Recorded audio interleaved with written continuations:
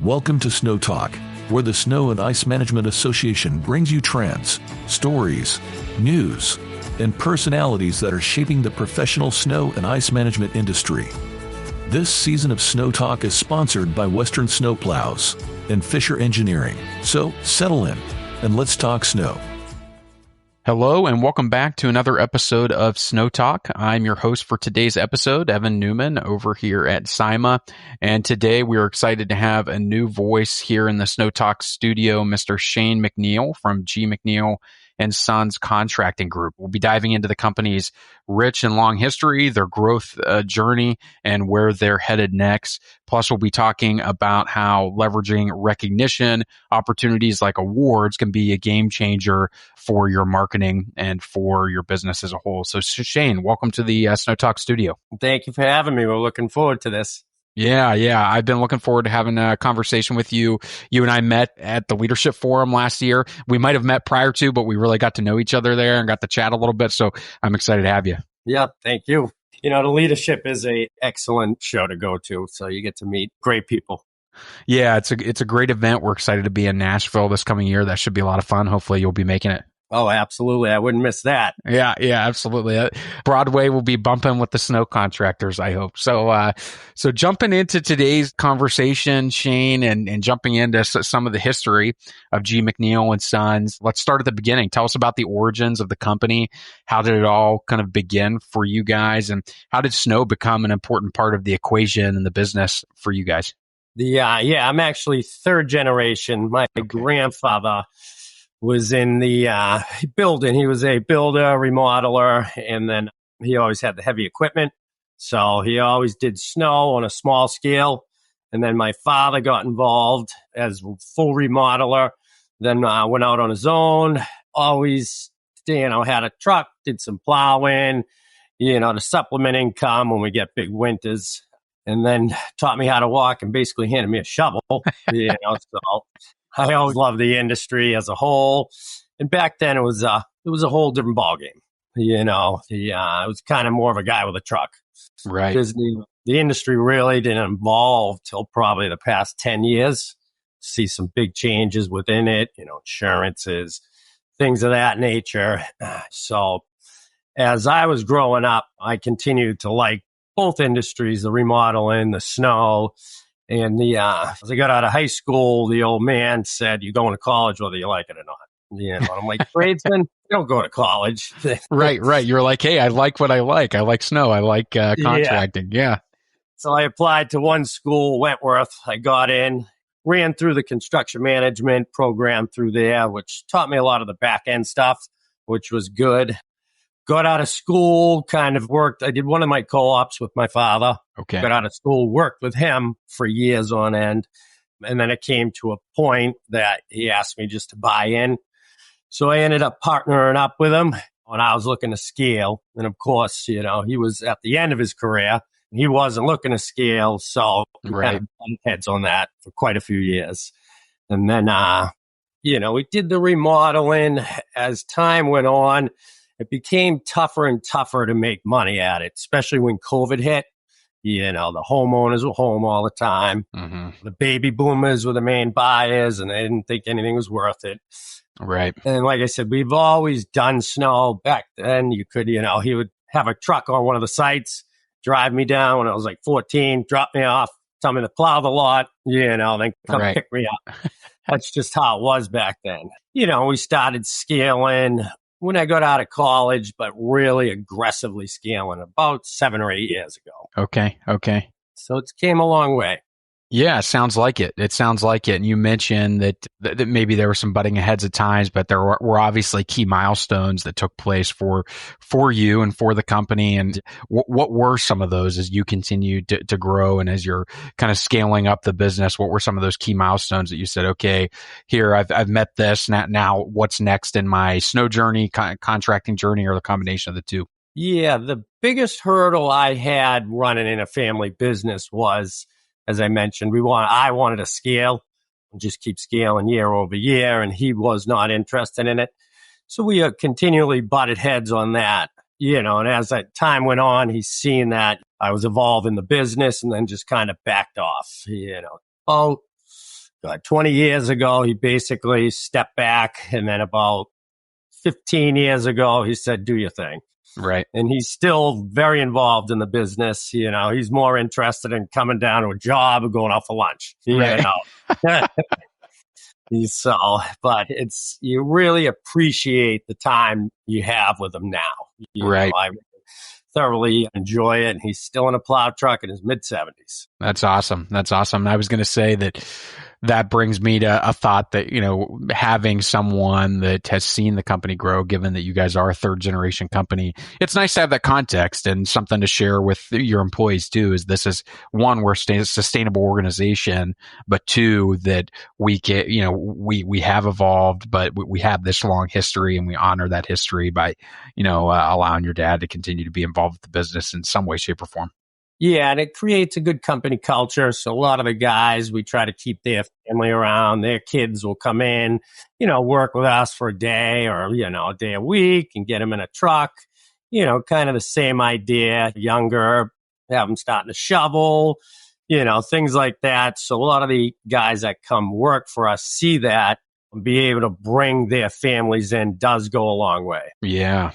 I bet. And that's an awesome point about culture. I think that sometimes we forget how important it is to pass this, this gift, if you will. And I do think it's a gift, this gift for the trades, this love for the trades, this love for, working with your hands and really, getting engaged with the business at that level. We think of it as like, hey, I'm just taking my son in the plow truck, my daughter in the plow truck, but it's so much more than that. And you're instilling that value, that work value, but also that love for the trades that maybe or maybe not they'll inherit and want to go forward with. But that's pretty cool that you're giving your guys, your team, the opportunity to see and do that. Yeah, people really don't understand what goes into the industry. Right. It is extremely tough on families. Yeah. My wife, when we first started dating, had no idea. And I tried to explain to her, this isn't, a 9-to-5 job. I'm gone for days on end. She really didn't believe it. And we were a lot smaller then. And as time evolved, she started really feeling the pinch. So there's a lot of different systems you got to put in place to make sure you're getting your family time in the winter, regardless if you're not sleeping or not. And you got to understand that your guys are married. So the wives are the backbone of them. A lot of wives don't like me and Nick. We're taking them from their families for days on end. So we try to really make a point to involve the wives in the industry, whether it's sending them out to dinner or having family time, everyone's families come over, things like that, just to make sure that the wives can actually see the other side of the industry and the good side of it, not just being out in a plow truck for days on end, coming back on no sleep and having strong emotions, we call it. Right. Well, it absolutely makes sense. As you mentioned, those folks are oftentimes the wives, the mothers are oftentimes the backbones of their families. And, this is not an easy job. It's not an easy schedule to maintain, especially when it's a busy winter that we're kind of going through right now or bouncing back into. And while the last few maybe have been slow, that doesn't mean all of them are going to be. And that's a wake up call for some. But at the end of the day, I guess what I'm getting at is it's nice to build in that family time, those dinners, those family events, and whatever those may be that it sounds like you guys are doing to really build up the culture and build up the momentum. Yeah, it goes a lot further than people understand. Right. You don't have anything without your team, and you need everyone to have full buy-in, especially on the midwinter stride. Everyone's a little on edge, trying to regroup, so we really try to push that in mid-season, which we're in right now, but we've been getting hit pretty hard with events, a lot of de-icing. The weather's very volatile in this area now. It's not like it used to be. It used to be that it's going to snow or not. Now it's going to snow, rain, back to snow, or we'll get 4 inches and then it'll flurry for another 6 hours and then drop another 2 inches. So you kind of have to adapt to what the weather's going to hand you year over year. And we're in the industry, a tough industry, as I mentioned. We don't get calls for thank yous. We get calls for services, and we really got to explain that to the guys, more.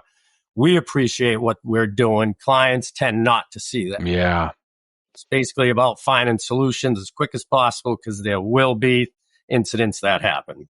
Yeah, absolutely. That's a really good piece of advice, is just, making sure that we're showing our teams that appreciation, because as you mentioned, it's a thankless job all too often. And it's something that, we have to show that as a part of our culture and the way that we're kind of living our business in day-to-day life. So that leads me to a follow-up question. And it's, with all the stressors of business, all the stressors of culture and things, what does growing a business I guess all those things play into the growing a business isn't easy, I guess what I'm getting at. So what strategies have helped you to go through some of those scaling events, even given some of those challenges? What was one of our game changers, of course, was Sima, but bringing in advisors, guys that have been through it, can learn from them so you're not making the same mistakes. SOPs had a lot to do with being able to scale quickly because we have systems in place. Maybe we don't need them today, but they're already in place for when you do scale, because year over year, it's a little kind of shoot by the hip. You have your business plan, but plans are made to be broken. That's just how it works in the industry. So you need to adapt pretty quickly so you know what's thrown at you. Mm-hmm, mm-hmm. That's good feedback. And you mentioned those plans are made to be broken. And I think that is where decisiveness kind of comes into play, and the ability to pivot and maybe be a little more agile. I think that's one thing I've learned in my 2 years at Sima, is that the most successful snow owners, business owners, they have the ability to be decisive as well as agile. So what were some of those moments that you had to be agile to propel the company forward, to say, hey, this wasn't the decision I was going to go with, but I'm making a U-turn to make sure that the company stays on track? Yeah. So COVID kind of really opened your eyes, on how to pivot, because a lot of changes came into place there. About 85% of our portfolio is snow. Okay. And we were residential remodeling. Did quite a bit of it. COVID hit. Like I said, it became tough. So we kind of pivoted more into commercial, and we were doing office cleaning, anything related to the COVID systems you had to put in place, because you couldn't just go in people's buildings. So we came up with a sanitizer system and things of that nature, which helped us pivot a little easier, because that created more work in the commercial end of it all. And then that created more snow contracts. But oh, yeah. We mainly chase snow, white gold. Right. That's a really good example, though, of how you pivoted during a time of challenge. COVID was obviously, and the quarantines, everything that came with it, was a time of immense challenge. How you pivoted what was your primary business and that residential remodeling to do a little bit more on the commercial property management. And with that has come some success in the snow market and some growth in your business. So that's awesome. I appreciate you sharing with me and sharing, how that kind of took place and how that played out. So the snow and ice management industry, obviously very competitive, not only for contracts and bidding, but also for employees. We've talked about employees. We've talked about the growth of your business. How do you differentiate? How does G. McNeill Son differentiate themselves from your competitions in the market to make sure that you're remaining competitive and setting this up to be a fourth generation company? We did start getting very selective on clients we work for and markets within the industry. So we used to do a lot of gas stations, and, those became tough due to, you get fill caps, things like that, smaller sites. So you got a lot more dispatching, a lot more field management. So once we really started refining who we worked for, and then really selling them that we're in risk management, really not in snow management, it becomes down to risk management. Insurance in the industry is extremely tough. Mm-hmm. So that helped us scale. We try to keep controlled growth, but we've been branded pretty good. So, within our community, we are finding a lot of guys coming to us. Good. There is a lot of fly-by-nighters, involved in this industry that are paying guys and things like that. We pride ourselves on making sure every guy is paid, and I won't ask a guy to do something I won't do myself. Yeah, that's awesome. The integrity at the top is a big piece of it.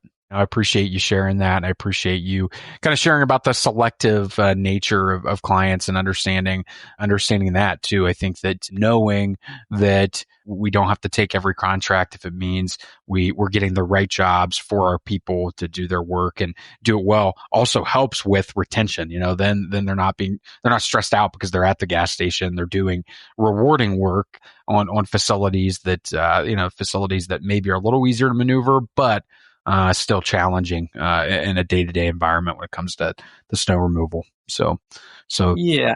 And we get to specialize and really invest in training in those markets.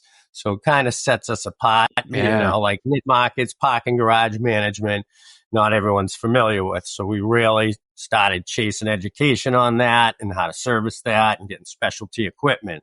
So you're getting less competitors, in the niche markets. We do hospitals, which is a game changer, of the service that's needed, things like that. So it helps your profit margins. It helps keeping everyone on the same page and your level of service. And, that's a big thing for us is level of service. Yeah, absolutely. Absolutely. And that's how you keep the good clients too, is making sure that you're giving them a high level of service and that high customer satisfaction, I would assume. Yes, that comes first and foremost before dollars and cents. Yeah, absolutely. Well, thanks, Shane. We're going to jump into our final segment, but before we do, I'll pause for a brief moment to thank our sponsors over at Western and Fisher for their ongoing support of the Snow Talk podcast. Thanks to all of the Douglas Dynamics brands for being a part of the snow community. If you're in the ice control business, Fisher Engineering has an all-new product to stay ahead of the pack. The Tempest Polyhopper Spreader. It's our best hopper yet.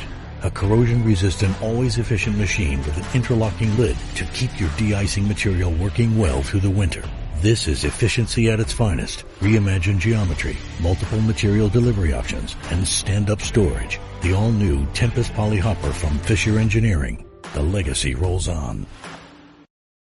So Shane, as we come to the close of our podcast today, one thing that has impressed me in terms of working with G. McNeill Sons, I work closely with Nick this time of year specifically because of the awards application process. You guys actually have applied and been a best company to work for in Snow and Ice every year that we've had the award. So kudos to you. One thing that I will say is, it's one thing to get this award, but it's another thing to publish it and make it a part of your brand identity, your marketing, your culture. I know that Nick has shared with me that you guys do a lot of that. So how would you say it's impacted your business, some of these awards? And if it's not from SIMA, maybe other awards that have impacted your business in a positive way? Yeah, Nick has been a huge asset to the business. When he got involved, I think 12 years ago, we really got to work closely with each other, and he is a company man. So he's been helping us really scale, and he does a lot of the back end work for the SIMA Awards, part of a lot of associations, communities, and it's creating more buy-in from your team, training them, sending them to the SIMA shows. We don't so much use it for marketing. We use it more for the education. And then it's out there to the guys. Our biggest referral system is our guys. So to collect guys, our guys. And they're seeing these awards and they're getting certificates. So their buy-in's 100%, which creates more talent coming our way. We don't base it on pay. Company culture seems to be the leader of why guys come to work for you or why guys leave. Pay is usually second. Personal growth. They always want to see personal growth. Yeah, absolutely. Absolutely. I appreciate you sharing that and appreciate you sharing some of the ways that you're incentivizing your team through training, through resources, and through engagement. You mentioned that referral program. Can you talk a little bit about that? Is it a formal referral program, or is it something that is a little more loose? Just, hey, do you know anybody in the space that has experience and wants to get involved with a company like ours?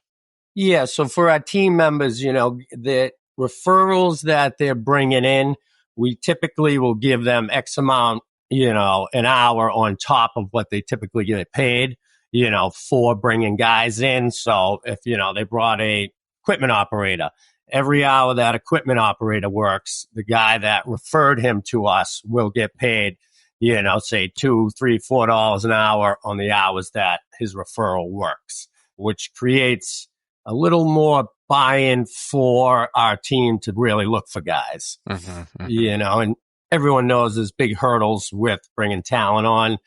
We do quite a bit of off-season recruitment. We're big into boating in the summers. Right. So we'll take the boat out, we'll make little flyers up, and we'll throw them in fishermen's boats because we know they're not working in the winters. And that creates good point. quite a bit of talent for us. So, it's just kind of being innovative and trying to come up with new ideas to bring the guys on. And it's been working for us. We got a great team. We run about 70 pieces of equipment, own about 40 of them, and then about 65 shovelers. Okay. The English barrier is starting to become tough to manage. So we're getting guys to start getting involved in what's called Babel. Okay. Bilingual, but it's trade related. So we can communicate kind of like Google Translate. So we can communicate a little better, out in the field, because it's tough enough when it's snowing out and you're trying to explain things. You get the preseason training, but there's nothing like an event, so it does help quite a bit. So like I said, the guys are the backbones to the business. You can't really do anything without them. We live and breathe by that.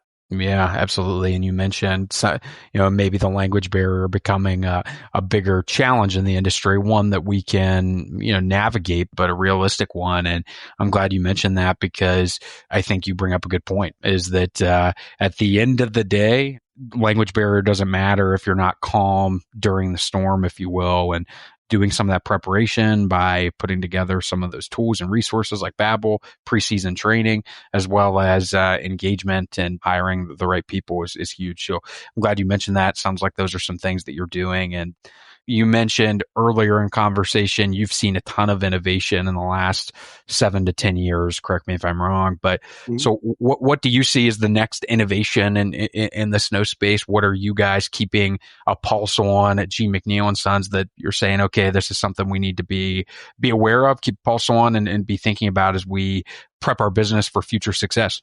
Yeah.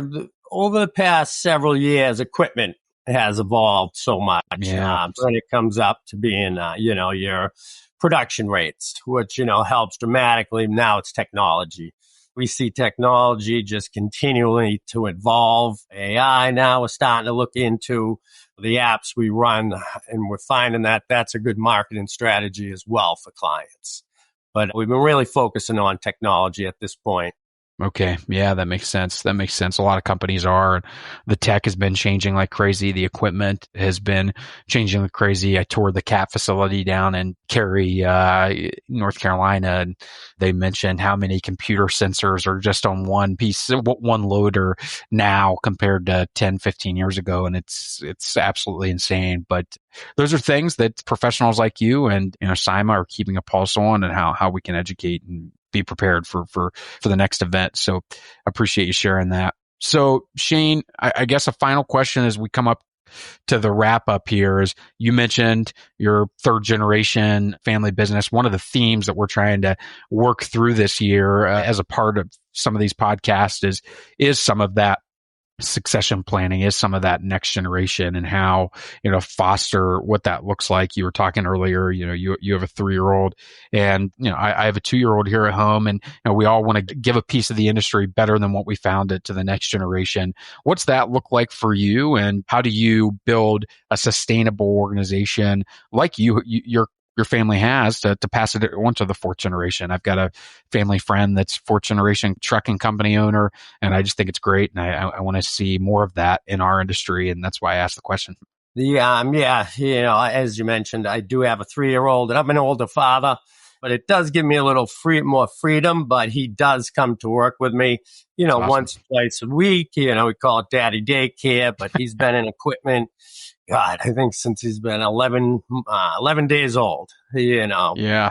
And he gets to see Nana and Papa and all the background of what goes on within the business. And as I mentioned, our team, we like to see their families, their kids come in and see if we can get them involved in it. My son, his name's Gio. It's going to be his choice ultimately. Sure. But the way he looks at it, I can already tell it's going to be something he's going to want to do, especially with the college push backing down. It's more the trade schools. We sit on the advisory board for some of these trade schools, trying to show more interest for these kids. My wife, she's a big supporter of it. Like I said, she's the backbone to it all, and she likes to see him out there. So it does create, like I can't stress enough, company culture is huge within this business, because it's an extremely tough business to be involved in. Yeah, absolutely. Absolutely. Well, we appreciate you taking the time in the midst of a busy snow season with the snow, the ice, the sleet, and the freezing rain and different things that you all are contending with up in the Boston area. So I appreciate you taking the time and look forward to getting some feedback on what folks think of the episode. But what other pieces of, what would your final piece of advice or final parting words be for the audience today as we come to a close? I would highly recommend is getting involved with the associations, with your community, always trying to give back if you do get your return on it. And that would be the biggest game changer, for us, was getting involved in the CIMA, we got NARI, a lot of different associations, sending you guys for training. So then you can just keep evolving and scaling, because at some point it's going to be, the business is going to be too big for you to run. So you're going to need key players to keep scaling year over year. Yeah, great piece of advice. And, it goes back to what you all did in finding the right advisors, the right consultants, if you will, advocates that you did to say, okay, here's how we just change this ever so slightly to level up, is what it sounds like. And that's what your company has done. And I appreciate you sharing some of those insights so that the audience can say, okay, here's a guy that maybe I can reach out to and ask a question of, or here's a success story. I think we need to tell more of them in the snow industry. So I appreciate you sharing yours with us. Absolutely. I'd love to. My phone's always on, door's always open. Anyone can reach out. I'd be more than happy to talk to them. We appreciate it. Quite the journey. Yeah, I bet. But it sounds like it's one that has been fruitful for you. And obviously, for you to be involved or getting your kids involved rather, and your wife's supportive of it, I think that's a huge win and a testament to the work that you're doing, and not only in the community, but at large. So Shane, I appreciate it. Thanks for joining us. Thank you to all of our listeners for tuning in to today's episode of Snow Talk. If you enjoyed the episode, don't forget to subscribe, leave a review, or share with a friend or snow industry peer. So until next time, stay safe and keep up the amazing work that you're doing for the industry and for your communities. We really do appreciate it.